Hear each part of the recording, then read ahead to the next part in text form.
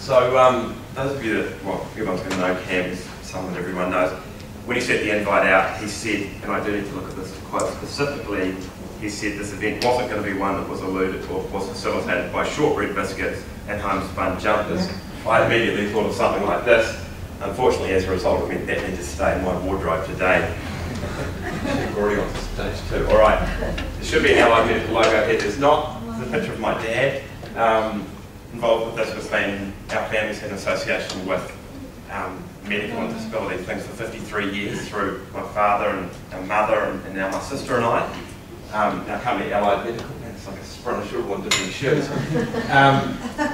This is some pictures of our team. We've got a dog that comes to work. This is us at a sushi making class. About 4 times a year we have Madness Days, which are dress-up days that are themed. Everyone really gets into it. This was we've got a whole CSI and crime team, and we really try to make things fun. This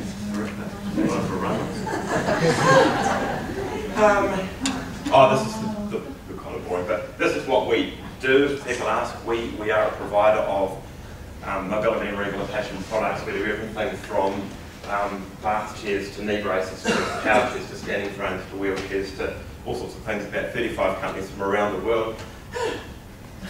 So see, we do things a bit differently. I decided rather than coming along and thinking what I thought today, that I was going to talk about what everyone else thought. So what I did was I went out to...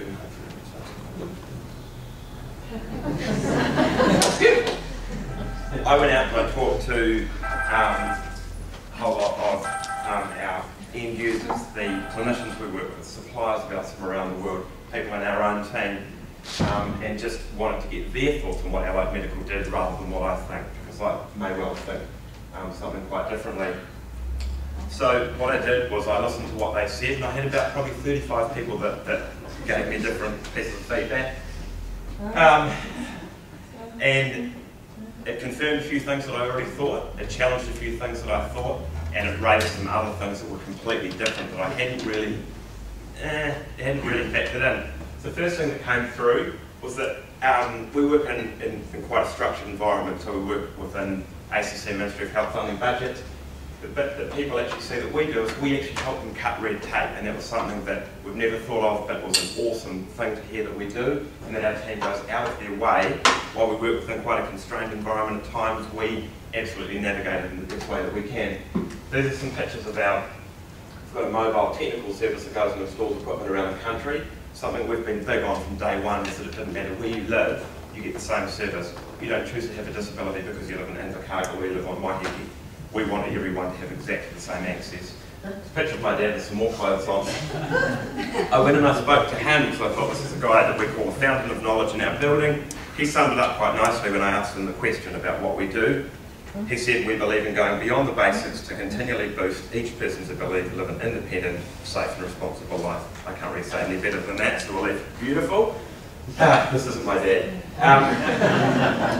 One of the other things that came through was that people found this very flexible, and that often a lot of people feel quite constrained by what goes on and they don't know how the process works. We come along and we show flexibility and we tailor things and we make it fit. This was a clinician or a physio that I asked. So I said, you know, what do you think? He said, for you guys, it's the can-do attitude that makes a difference. There's no, we can't, it's impossible, we're not going to be able to, tough luck. We do what we set out to do, and that goes, and it means a long way. One of the other things that he said, actually, by chance, was that people constantly feel like they're waiting. There's always someone else sitting on someone's, you know, these people that we work with in piles that are just mountains high. People are waiting. We do everything that we can to be as quick as we can to make sure that the bit that we touch is as quick as possible and people get what they need. We also, from the start, one of our values is having fun. So this is me, Superman, out doing a kiss thing. Don't ask, it a long time ago. We dress up. We really, this is actually number plate on one of our vehicles. This isn't meant to be a fun thing, but we try and make it fun. And we focus on the positive of what's going on, not anything else that may be going on in people's lives. The other thing that came through, this came through from all of our end users, which is fantastic, is that we make them feel human. And at times they can feel like aliens. It's, ooh, put in this little box over here and we'll ship you off to Mars. people got the real impression that we deal with them as people, and while we call them clients, everyone's got a name, and internally everyone's got that. Okay, other thing, people before profit, and that's something that for us and as a family is really important. This isn't about, while the business needs to be a success so we can keep going on, it's not about making money, it is about doing the right thing for the people that we get the fortunate opportunity of working with, and that's a really big thing for us. Something else that came through, and this is something that we'd like to think we do, but it's very difficult to put your own finger on, is that we were perceived in what we do as empowering and giving people independence, and that's a broad thing, but that what we do does actually deliver that, and it's a really exciting thing. We go to great lengths to go around the world. We travel a lot, we're in constant communication with people in all parts of the world to make sure that what we're doing is at the cutting edge of what's going on, that we're challenging paradigms that exist, and that we're not complacent about what goes on. We're in constant. Okay.